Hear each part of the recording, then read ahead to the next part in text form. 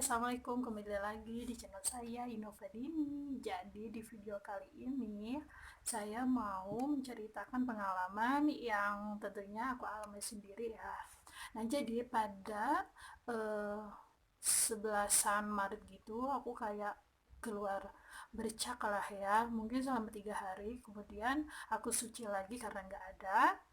Kemudian besoknya itu ada lagi, dan masih bercak seperti itu, mungkin 8 harian gitulah ya.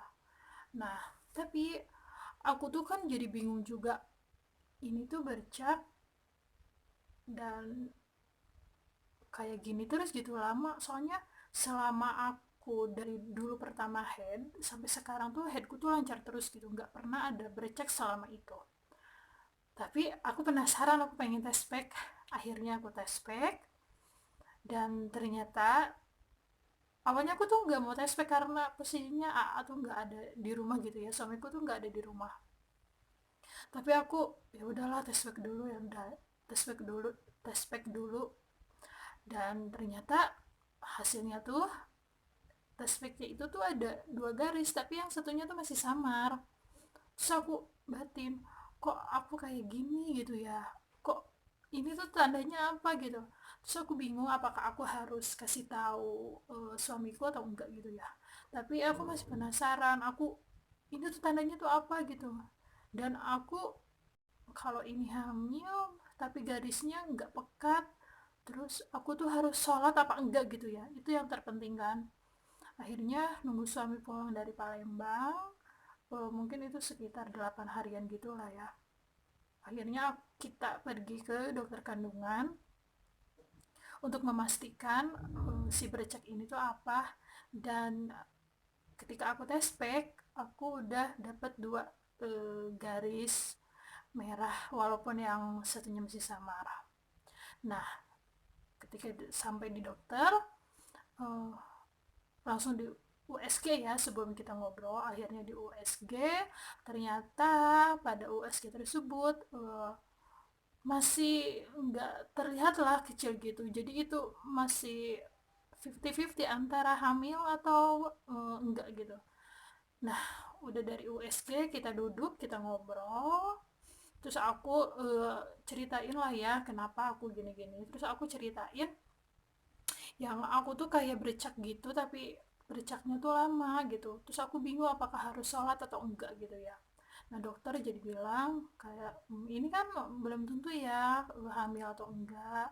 Jadi buat sholat aja gitu. Karena kan masa eh, dibilangnya head, maksudnya tuh enggak, jangan sholat gitu. Dihitungnya tuh jadi 15 hari. Kalau misalkan 15 hari masih kayak gitu, berarti eh, aku harus diberhentikan dulu si bercaknya, atau misalkan beberapa minggu kemudian si tespeknya menjadi lebih terang atau memang akan hilang dengan sendirinya gitu ya. Nah, disuruh balik lagi kan 2 minggu itu, tapi ketika aku tespek lagi ternyata garisnya masih sama. Oke, jadi kita nggak ke dokter lagi dah ya. Mungkin sekitar 2 minggu yang akan 2 minggu ya, yang datangnya aku tes PK lagi. Ternyata garisnya itu tuh terang gitu. Ya Allah, aku tuh seneng banget. Tapi aku tuh masih masih apa ya, masih ragu gitu ya. Ini beneran apa enggak gitu. Akhirnya eh, kita pergi ke dokter, kita USG, dan ternyata alhamdulillahnya tuh aku seneng banget, di USG ternyata udah kelihatan ada janinnya. Dan aku tuh hamil. Berarti pada usia itu tuh aku berada pada usia janin aku tuh ada di 6 minggu. Aku seneng banget. Aku juga gak nyangka, suami juga gak nyangka ternyata di dalam perut aku tuh ada janinnya gitu ya. Terus sebenarnya tuh dokternya bilang terserah mau balik lagi 2 minggu yang akan datang atau sebulan kemudian, karena kan lagi musimnya pandemi ini ya, jadi diusahakan kita nggak terlalu banyak keluar rumah gitu. Nah, akhirnya setelah aku dapat kabar bahwa aku hamil selama udah 6 minggu, akhirnya aku kasih tahu kan lah ya keluarga aku, semuanya aku eh, video call, dan tentunya aku record karena ini adalah momen yang paling kita tunggu-tunggu. Momen ya, udah 3 tahun 3 bulan aku belum isi-isi, dan ini adalah momen yang paling membahagiakan. Jadi semuanya aku video call, aku rekamin buat jadi kenang-kenangan aku juga. Nanti videonya ada. Dan ternyata setelah dari itu kita nunggu 2 minggu kan ya. Nah, tadinya tuh ya udah sebulan kemudian aja ya lah ya kita kontrol laginya, tapi di pas mau menginjak 2 minggu, di hari Sabtunya aku keluar bercak lagi. Itu posisinya Sabtu sore, dan hari Minggunya tentunya tutup. Dan kemudian hari Seninnya kita ke sana lagi, ke dokter lagi, kita USG. Dan ternyata ketika setelah di USG, si janinnya tiba-tiba di layar USG itu, kemudian di perut aku tuh jadi kayak blur gitu, udah nggak terdetek lagi janinnya, udah nggak kelihatan, udah nggak kedengeran lagi detak jantungnya. Akhirnya kemungkinan dokternya bilang bahwa saya mengalami kayak kandungan lemah gitu. Terus kita tanya faktornya apa, kemudian dokternya bilang banyak faktor lah ya. Dan dikasih obat penguat sama dokternya. Kemudian jam 8 malam aku makan obat penguat itu, tiba-tiba sejam kemudian aku ngerasain perut aku mulusnya yang sangat berlebihan, mulusnya sampai kayak diperes gitu perut aku. Jadi ketika aku ngeluarin darah, kemudian aku kaget ada gumpalan yang keluar, tentunya rasanya sakit banget. Aku panik, terus aku bilang ke suami, ini ada apa gitu ya, kok udah minum obat penguat langsung kayak gini gitu. Akhirnya semalaman aku nggak bisa tidur karena merasakan mules itu. Akhirnya pagi-pagi kita pergi ke UGD, terus aku di UGD diperiksa. Kemudian susternya bilang bahwa ya aku harus ditindak dengan kuret, yang artinya bahwa memang janinku udah nggak ada gitu. Akhirnya nunggu dokter, kayak aku disuntik dulu, dicek darah, terus diinfus gitu. Itu rasanya diinfus juga sakit banget, karena aku nggak pernah merasakan diinfus gitu ya, nggak pernah sama sekali. Itu waktu pertama kalinya aku diinfus. Kemudian aku di ronsen, aku dites, cek dari telinga, pokoknya semua sebelum dilakukan kuret itu ya aku jalani. Kemudian aku masuk ke ruangan,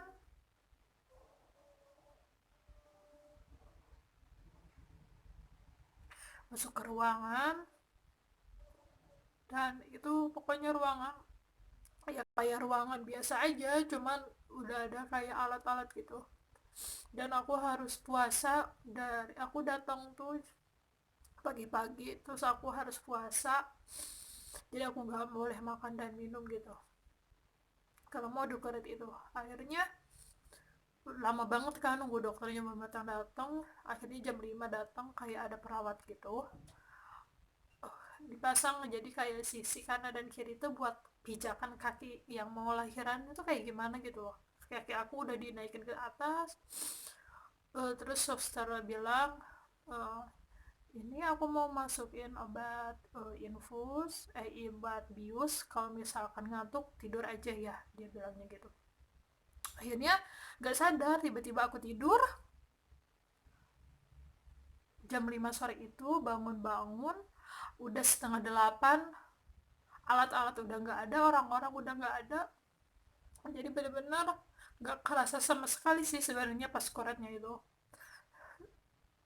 Ya Allah, kata aku ngalamin hal ini baru aja aku ngerasain bahagia di waktu yang tadi sangka-sangka. Kemudian qadarullah, dengan izinnya Allah juga, kehendaknya Allah juga, kebahagiaan itu juga hilang di saat bahwa aku harus kehilangan janin aku. Ya, alhamdulillahnya masa koretnya uh, udah apa ya, berjalan dengan baik. Jadi biar perut aku juga nggak sakit lagi, terus rahim aku biar bersih lagi. Jadi di saat nanti aku insya Allah akan punya anak lagi, akan baik-baik aja gitulah ya. Dan itu akhirnya aku gak ngerasain sakit sama sekali. Tapi ternyata aku nginep dulu sehari lagi di sana semalaman. Kemudian jam 10 paginya aku balik lagi. Jadi pas di rumah tuh masih masih nggak kerasa sakit gitu ya. Tapi pas besoknya tuh masih kerasa sakit karena uh, biusnya mungkin udah habis ya. Dan akhirnya aku harus balik kontrol lagi untuk mastiin bahwa si di dalam perut aku tuh hasil kuretannya bersih atau enggak gitu. Terus buat ngecek keadaan aku juga. Dan kata dokter, kata susternya, aku nggak boleh makan dulu yang pedes atau kecut gitu. Terus aku tuh, ya bener juga ya, efeknya tuh nggak boleh makan pedes sama kecut gitu. Padahal terus aku kan beli nasi padang itu, aku nggak pakai sambal, tapi mungkin emang nasi padang dasarnya udah bersih ya. Dan ternyata benar, keluar lagi kayak darah segar gitu, dan itu mulus banget. Jadi benar-benar kalau misalkan habis kuret itu kita nggak boleh makan yang pedas-pedas sama yang kecut-kecut dulu, biar kita benar-benar sehat gitu ya di dalam rahim kitanya juga. Dan aku kan harus balik lagi kontrol itu untuk mastiin bersih atau enggaknya, itu beberapa hari kemudian ya aku balik lagi untuk mastiin, dan alhamdulillah hasil kuretannya bersih. Insya Allah kalau misalkan aku udah bisa, jadi nggak boleh melakukan hubungan dulu selama 1 bulan, kemudian kalau misalkan mau punya anak harus nunggu dulu selama 3 bulan. Terus apa penyebabnya aku bisa lemah kandungan? Mungkin banyak faktornya, entah itu dari dalam atau luar aku. Jadi intinya ya, aku berpikirnya ini belum saatnya aku dikasih bayi. Insya Allah next, aku berharap juga bakal secepat mungkin aku akan mempunyai bayi lagi. Doain semuanya biar aku bisa dapat bayi lagi. Dan buat kalian yang tentunya belum dapat bayi, ya kita harus berikhtiar, karena semua itu atas dasar kehendak dari Allah gitu ya. Oke, mungkin itu cerita aku pas keguguran. Jadi aku keguguran di usia kandunganku yang seharusnya udah 2 bulan. Mungkin itu ceritanya, semoga ada manfaatnya. Kita sama-sama berdoa karena semua ini Allah yang punya gitu. Oke, itu dulu ceritanya. Assalamualaikum warahmatullahi wabarakatuh.